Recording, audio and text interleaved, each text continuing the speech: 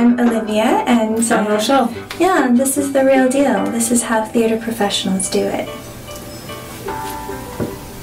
I'm ready to go out. I'm naturally quite olive. I'm brown. Brown eyes, brown hair, brownish skin. So theatrically trained actresses know how to transform themselves into whatever the character requires. Rochelle is going to help me transform into a pale Rococo person. My hair up. Before you start your Rococo base, you want to start with a primer. The best primer you will ever use for Rococo makeup is Milk of Magnesia. Believe it or not, you can buy it for a couple of dollars from any drugstore for a huge container. I've just put some in an easy pump action thing here, and it will completely shrink your pores. It will cover your face. It's an equalizer, so it will add moisture to dry skin and will actually dry oily skin. It's the perfect base for any makeup, and of course it's going to give you a very fair tone. Now, most people do not have skin that is the right tone for Rococo makeup. You need a very white, porcelain, fair skin. So once you've applied your Milk of Magnesia, you want to look for the lightest possible foundation you can. It's very important that you don't go for translucent makeup, because that will just emphasize your natural skin color, which is what you want to do every day, but not for Rococo. You want something that's far lighter than your skin color, incredibly light, that's going to go on like paint. But once you've got your wig on and you've got your whole face done, it won't look unnatural. It will look like Rococo makeup. Okay, I'm applying a second coat for coverage. And what was the other thing I was going to say, Rochelle? Second coat for coverage, and because your skin's quite brown, you just need a second coat to make you really pale. And underneath your eyes are quite dark, so you really dab it on there under the eyes and go for it. And don't be afraid at this point to really layer it on thick, because when you come to do the powder, that will smooth and even everything out. Alright, this is about what I do.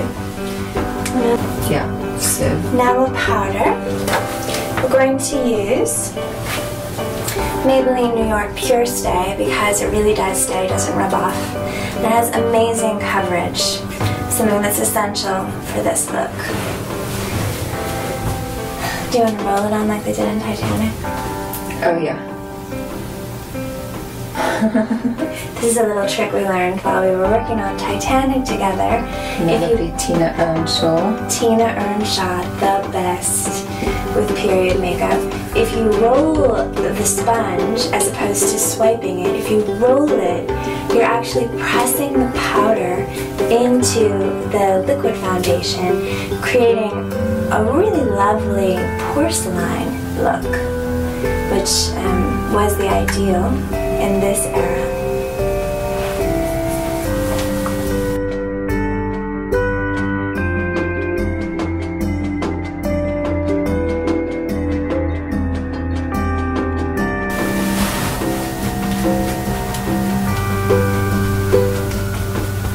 A little theater trick is that if you don't apply as much makeup to your cleavage, it creates a bit of a shadow there, enhancing your breasts in the up position look. So now I have a pretty good base. Now I can start to color, a little bit of color. So back in the day, women would use essential oils and herbs like peppermint oil, cinnamon leaf oil, and you can apply just a little bit on your fingertip and mix it in with a chapstick, and you'll get a little bit of color from that. Or you can use a real lipstick. The powder, and close your eyes, just brush over your eyes to set any makeup that was on your eye hookup. Just a very light dusting over the lid, the arch of the brow, and look up underneath the eye. Now, there are all kinds of things you can do to shape and flatter your eyes. You can learn that anywhere, but what we're going to do is something that's very authentic, like we said earlier. So we're going to just do a very light shade under the eyebrow to highlight the arch. Again, this is a very natural looking application. It shouldn't necessarily look like you are wearing any makeup. Again, the full lid right here in a very pale colour, and I'm using quite a large brush to apply this. Just a very generous sweep.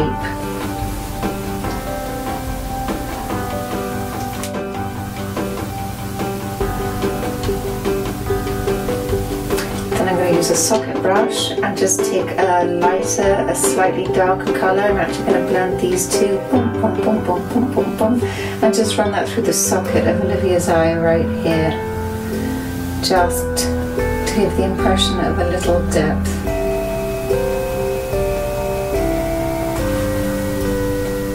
Into the socket. And I'm just going to outline Olivia's eyes. I'm going to take a darker colour here. Let's try this one. And I'm just very gently going to dab this along the line, and I'm gently resting the heel of my hand here on her forehead as I steady my hand so I can dab the colour right where her eyelashes are meeting her eyelid. And you can do this yourself. In fact, I'm going to give the brush so Olivia can show you. You can do this yourself. Olivia will do her left eye as I've done her right. So once I've just coloured in that area where her lashes meet her lids, and then I'm just going to soften it. Close your eye, Olivia, by just stroking over with a clear brush that has nothing on it. So then, Olivia, I'm going to show you it's possible to do it by yourself. I'm just using this colour here, very light dab, along your lash line there, where the lashes meet the lid. Super. That was very fast, and then I'm just going to blend it so it looks absolutely natural. And I'm going to do almost exactly the same thing with the upper lashes, so I want you to look up.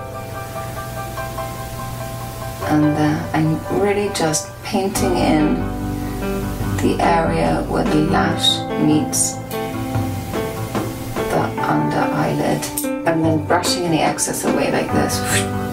Just get rid of it. Then into the other eye. I don't want you to look like you've got a lot of makeup on, but I do want to see the shape of your eye. Perfect. Let's sweep that. Now, I think that's the perfect Rococo eye. I'm going to colour in your eyebrow a little, just give you a little shape. Oh, do you want this one? Or do you want brown? You know, all I'm going to do is take the brush and just brush the foundation that we've applied out of your natural lashes, and just stick with your natural lash shape.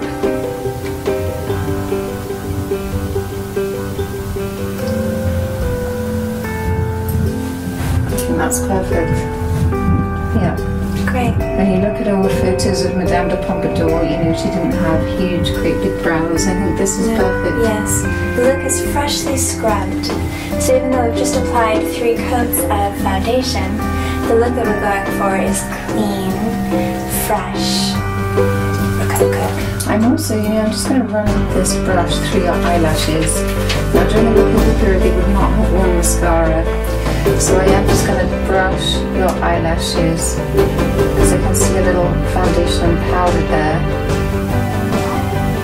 And if you have a curler, absolutely go ahead and curl the lashes, but no mascara, if you want to be authentic. Of course, mascara does open the eye. It is a flattering look, but it's not Rococo. We're going for authentic here. Use your own discretion. What you do with your own eyes. Should we move on to cheeks? Yes. So we're going to use Milani baked blush, Rose Doro. So this is a golden rose, and it's actually mixed together with pigments of golden rose. You want something rather pink for your blush. Absolutely. So what you want to do, actually, unlike what you might do, you know, we might in the modern era look for the cheekbone and try and accentuate the cheekbone, but here what you're looking to do is second your cheeks, Olivia, is just give yourself a sort of a rosy morning dewy glow. So you want to just dab it on in a really round fashion. You're not following the line of your cheek, you're just giving yourself a really red, rosy, morning, dewy look. Over here as well. This is the apple of the cheek. And there we go. Let's see if that's even. Lovely. Alright, and shall we move on to lips?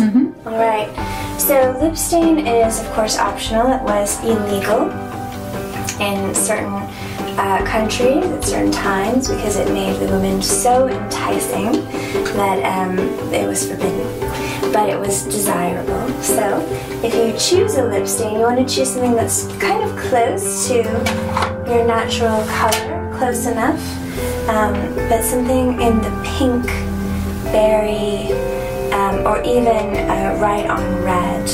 But I wouldn't go for the burgundies if you're looking for authenticity. Do you agree? So we're going to do a little bit of the Revlon Just Bitten, and it's a lip stain and balm, but I'm just going to use the lip stain. It's like a marker. Should I do this one myself? Would you do it? I will do it for you. Which sounds really good. I have a little bit of lip balm already, so it's so I'm going to take off the lip balm. So if you have used... So you moisturized your lip? I did, I moisturized. If you've used a little bit of cinnamon or peppermint essential oil, you might want to wipe off any extra. But I do recommend moisturizing your lips ahead of time, because if your lips are dry or chapped and then you apply a real lip stain, that dryness will show through. And in fact, having done that, you know, the chamomile leaf and the peppermint oil have given you a really nice natural raspberry colour here. Right. So really all I'm doing is just going to accept, you know, give you a bit of shine really. So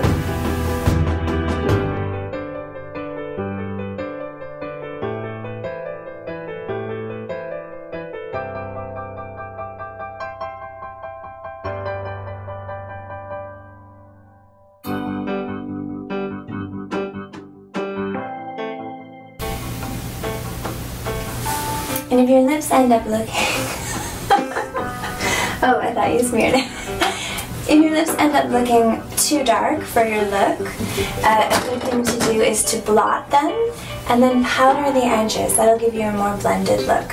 So I'm taking a piece of toilet paper here. I'm going to blot to get a little extra off. And then I'm going to just go around the edge.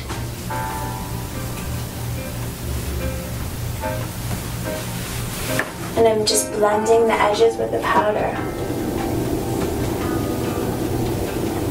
And it just softens a little bit. Now this lip stain is going to stay on for hours and hours. So enjoy. Should we go into wigging? absolutely.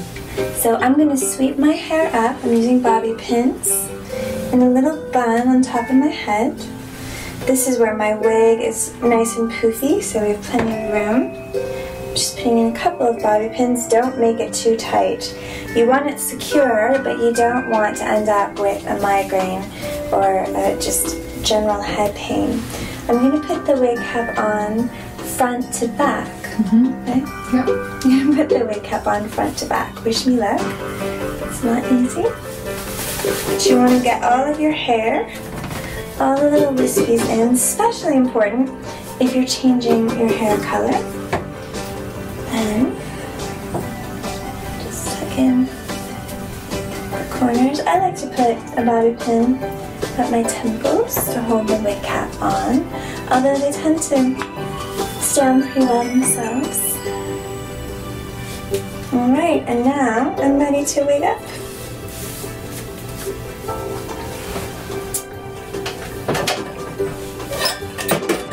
I bought my wig online, on the internet. It was less than $60. To put a wig on, I recommend holding it at the temples and putting the front on first. And then, alright, I have the front in place. To find the back piece, pull it down. Et voila. Oh, it's a good look. And now I have little clips in my wig, which I'm going to clip into place. It does look so good, and it's so simple. It is. It's really rather simple, more simple than one might imagine. But there are a few places where one can go wrong. There are a couple of things that if you get it off, it's just not going to be the right look. The cheeks, the eyes, the lips. It's got to be everything. Oh, that's pretty much everything. Yeah, no, I think it's right. really simple. It is, but it's simple to do. You just have to know how.